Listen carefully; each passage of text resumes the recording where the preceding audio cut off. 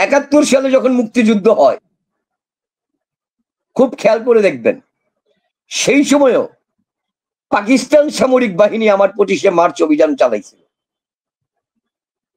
তারা যুদ্ধ করছে, তারা যে হারছে সেটাও পাকিস্তান সামরিক বাহিনী নিজেদের সিদ্ধান্ত নিছে। ভুট্টো পরে জানছে যে অলরেডি সারেন্ডার, ভুট্টো তখন আর সিদ্ধান্ত দিতে গেছে, বলে যে অলরেডি তো স্যার সারেন্ডার করে ফলাইছে। তো তার মানে সেটা হচ্ছে সামরিকায়নের একটা দেশ। আমার বাংলাদেশে কিন্তু এত কিছুর পরেও হাজার সমালোচনা আছে বিভিন্ন রাজনৈতিক দলের, রাষ্ট্রীয় সিদ্ধান্ত হয় রাজনৈতিক ভাবে। মুক্তিযুদ্ধের সময় বঙ্গবন্ধু তো কারাগারে পাকিস্তানের, আওয়ামী লীগের তৎকালীন রাজনৈতিক নেতা যারা ছিলেন তারা কমরেড মুজাফফর আহমদ নেপ মুজাফফরের, কমরেড মনি সিং এবং মাওলানা আব্দুল হামিদ খান ভাসানী, তাদের সাথে পর্যন্ত কনসার্ন করে তারপরে পার্টি সরকার হয়। অন্য আরেকদিন সুযোগ পেলে আপনাকে জানাবো যে আমরা 17 এপ্রিল করি, 13 এপ্রিল হওয়ার কথা ছিল। কেন ওইটা পিঠা ছিল, মানে 13 তারিখ থেকে 17 তারিখে আসলো, সেইখানেই খন্দকার মোস্তাক বঙ্গবন্ধু হত্যাকারী সে যুক্ত ছিল কিভাবে, সেই তথ্য অন্য আরেকদিন আপনাকে বলবো। এগুলি সব ইতিহাসের দলিলে আছে। আওয়ামী লীগ থেকে এই জায়গাতে চূড়ান্ত ব্যর্থ হয়েছে জাতির সামনে এই সমস্ত তথ্য দিতে। অর্থাৎ সমস্ত তথ্য ছিল, সমস্ত ইনফরমেশন ছিল, এই প্রজন্মের কাছে স্পষ্ট করে নাই যে এই যে লিগেসি বঙ্গবন্ধুকে হত্যাকাণ্ড মুস্তাক থেকে শুরু করে যে পরাজিত শক্তির লিগেসি, জিয়াউর রহমান সহ যেটা আসছে, এবং আজকে যখন গোলাম আজমের বাংলায় স্লোগান দেওয়া হয় আওয়ামী লীগের ঠাঁই নাই, এটি একটির সঙ্গে একটি পরম্পরাগত ভাবে যুক্ত, চেতনার উত্তরাধিকারের ভাবে যুক্ত। ফলে বাংলাদেশে আজকে আওয়ামী লীগের কার্যক্রমকে নিষিদ্ধ করে দিয়ে এক ভয়ঙ্কর জায়গায় আমরা গেলাম, সাইমালটেনিয়াসলি করিডোর দিয়ে এক ভয়ঙ্কর জায়গায় গেলাম। এই যে দুটো গুরুত্বপূর্ণ জায়গায় আমরা গেলাম, এই দুটো গুরুত্বপূর্ণ জায়গায় বাংলাদেশে আগামীতে যেই শঙ্কা প্রকাশ করেছিলেন এই বছরের 25শে ফেব্রুয়ারি সেনাপ্রধান জেনারেল ওয়াকারুজ্জামান, যে বাংলাদেশের স্বাধীনতার সার্বভৌমত্ব ক্ষুণ্ণ হতে পারে, তিনি সাবধান করে দিয়েছিলেন সবাইকে। আজ সেটি ক্রমশই ধোঁয়াশা কেটে গিয়ে স্পষ্ট হয়ে উঠছে।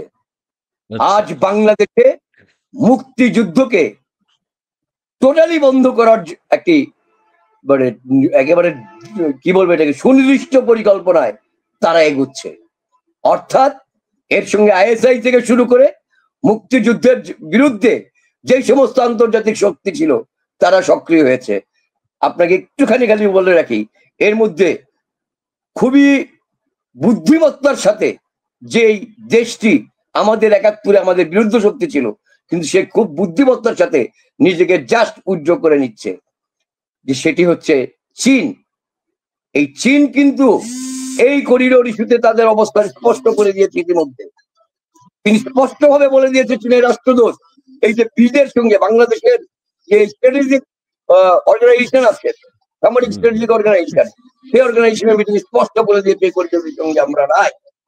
অর্থাৎ এখানে ভারত, চীন এবং রাশিয়া একদিকে বাংলাদেশ প্রশ্নে, অন্যদিকে পাকিস্তান, মিয়ানমারের আরাকান গোষ্ঠী, আরাকান আর্মি, আরসা, এই জঙ্গি গোষ্ঠী, অন্যদিকে আপনার সরাসরি মার্কিন যুক্তরাষ্ট্র। এই যে নতুন ফেনোমেনার মধ্যে বাংলাদেশ ঢুকলো, মার্কিন যুক্তরাষ্ট্র, বাংলাদেশ এবং আপনার পাকিস্তান, এর থেকে বের হওয়া বাংলাদেশের মানুষকে অন্তত পক্ষে আমি আপনাকে দ্ব্যর্থহীন কণ্ঠে বলতে পারি যে ভয়ঙ্কর বিপদের মধ্যে এই সরকার পাড়া দিয়েছে। এই বিপদ থেকে এই সরকারের উদ্ধার করার কোনো সুযোগ নাই, তার মিনিমাম যোগ্যতা নাই এই ভয়ঙ্কর বিপদ থেকে এই দেশকে বাঁচানোর জন্য। সাম্রাজ্যবাদী শক্তির বিরুদ্ধে লড়তে হলে 71-এর মতো অবস্থায় যাবে। আর আওয়ামী লীগকে যদি সেই জায়গায় ঠেলে দেওয়া হয় ক্রমাগত, তাহলে আমি এর আগে আপনার কাছে বলেছিলাম যে বাংলাদেশ কতখানি এনার্জি দেখেছে 2024-এ, তার চেয়ে 1000 গুণ বেশি এনার্কির জায়গায় বাংলাদেশ ধাবিত হচ্ছে, যার ইঙ্গিত মাহফুজ আলম স্বপ্রণোদিত হয়ে তার একটা স্টেটমেন্টে দিয়েছিল। ফলে বাংলাদেশে একটি বিস্ময়কর সময়ের আমরা অপেক্ষা করছি। আমার হাস্য নয়, মানব জমিনের সম্পাদক মতিউর রহমান চৌধুরী ভাষ্য, বাংলাদেশ এক অনিশ্চিত গন্তব্যের দিকে যাত্রা শুরু করেছে। এবং তিনি কমপক্ষে 3 জন উপদেষ্টা রেফারেন্স দিয়ে বলেছেন যে তিনি ব্যক্তিগতভাবে সেই রাত্রে, যেদিন ঘোষণা হয়েছে সেই রাত্রে কথা হয়েছে তার 3 জন উপদেষ্টার সঙ্গে। উপদেষ্টারা ওনাকে তাকে জানিয়েছেন আসলে কোথায় যাচ্ছে আমরাও জানি না। এবার বোঝেন কোন কিচেন ক্যাবিনেট নিয়ে ডক্টর ইউনূস এই মরণ খেলায় নেমেছেন, কাদের নির্দেশে নেমেছেন। ভাইরে, একজন শিক্ষক সমাজের অমর্যাদা আর করেন না, এনাফ করেছেন। শিক্ষকদেরকে এই বাঙালি জাতি সেই কাজই, মানে আপনার মনে আছে যে আমরা শিক্ষকের মর্যাদা কবিতা সেই কবি কাজী কাদের নওয়াজের পড়েছিলাম। ফলে আমরা তো সেই প্রজন্ম যারা শিক্ষককে মর্যাদা করি। আপনার সরকারের আমলে, এই ইউনূস সাহেবের সরকারের আমলে একের পর এক শিক্ষকরা লাঞ্ছিত হয়েছে। আপনার মনে আছে আওয়ামী লীগের শেষ আমলে শামীম ওসমানের নির্দেশে নারায়ণগঞ্জ এক শিক্ষককে জুতার মালা পরিয়েছিল। কি তীব্র ঘৃণা, কি তীব্র প্রতিবাদ সারা বাংলাদেশে চলে উঠেছিল। ফলে আজকে সেই শিক্ষক সমাজের কলঙ্ক হয়ে যাচ্ছেন আপনি। দয়া করে এটা করবেন না।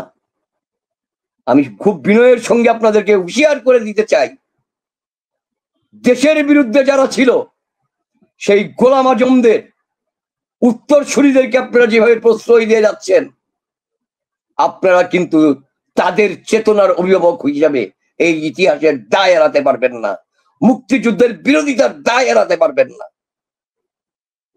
আমি না পারি, আমার সন্তান না হয় তার সন্তান কিন্তু এই জবাব আপনাদের কাছে চাইবে, চাইবেই। এটাই বাংলার নিয়ম। ওই বেহুলা বাংলা কখনো বিধবা হয় না। বাংলার ভাষান যাত্রার কথা মনে রাখবেন আপনারা। আমরা খুব পোর খাওয়া জাতি, মাথা নোয়াই নাই কোনোদিন। বহু উপনিবেশ আসছে, এই পূর্ব বাংলা মাথায় নোয়া নাই কোনোদিন। এত সহজ না।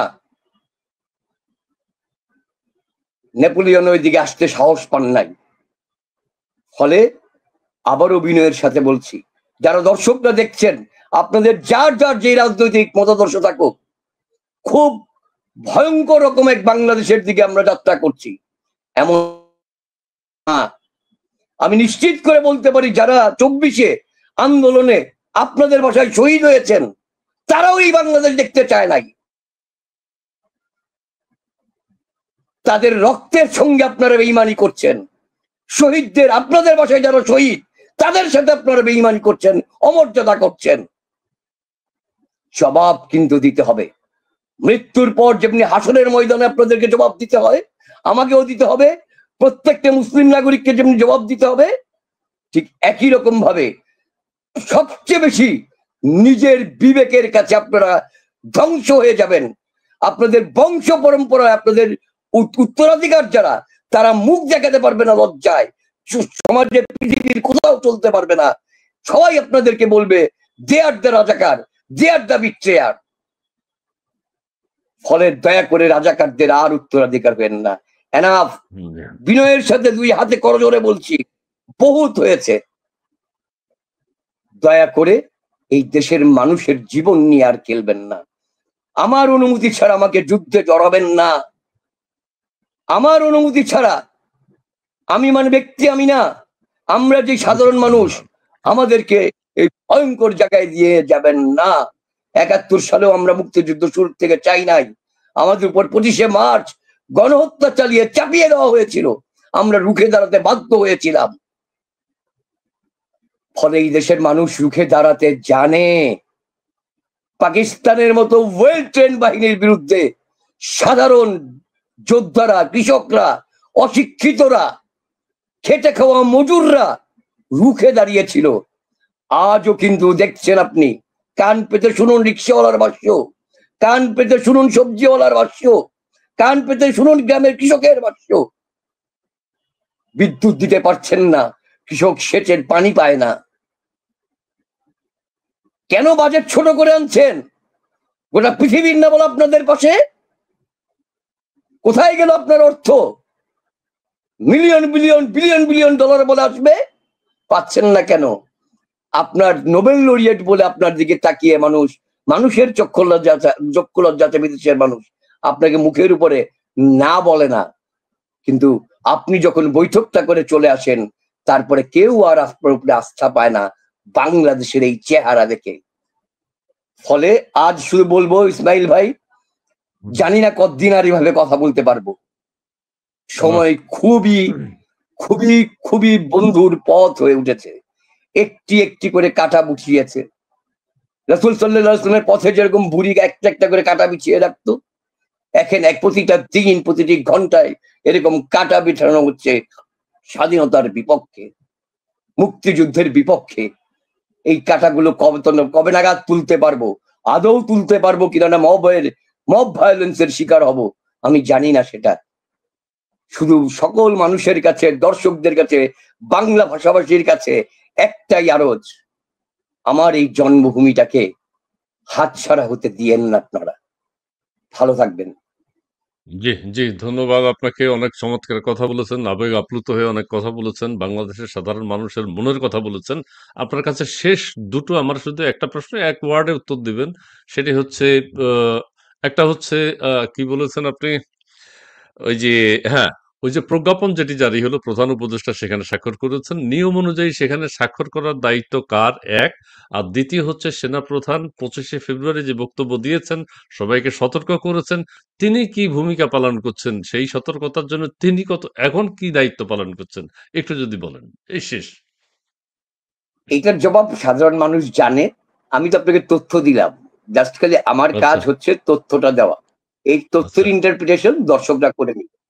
আচ্ছা, ঠিক আছে। ওকে, অনেক ধন্যবাদ আপনাকে। অনেক চমৎকার কথা বলেছেন। প্রিয় দর্শক, আপনারা অনেকেই আমাদের সাথে যুক্ত হয়েছেন।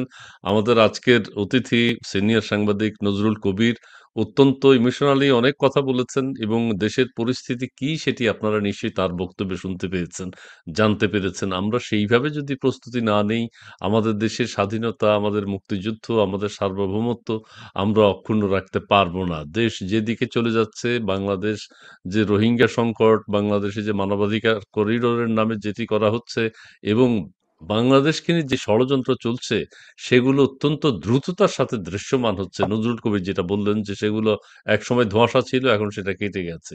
এখন পরিষ্কার হয়ে গেছে মানুষের সামনে বাংলাদেশ নিয়ে সত্যিকার অর্থেই ষড়যন্ত্র চলছে। জনাব নজরুল কবির, আপনাকে অনেক ধন্যবাদ জানিয়ে আজকের মতো এখানে শেষ করতে চাই। প্রিয় দর্শক, আপনারা যারা আমাদের সাথে যুক্ত হয়েছেন, শেয়ার করেছেন, কমেন্টস করেছেন, পক্ষে বিপক্ষে যাই করেছেন, আপনাদের সবাইকে অনেক অনেক ধন্যবাদ জানিয়ে আজকের মতো এখানে শেষ করছি। Dialogue for democracy. সবাই ভালো থাকবেন। শুভরাত্রি।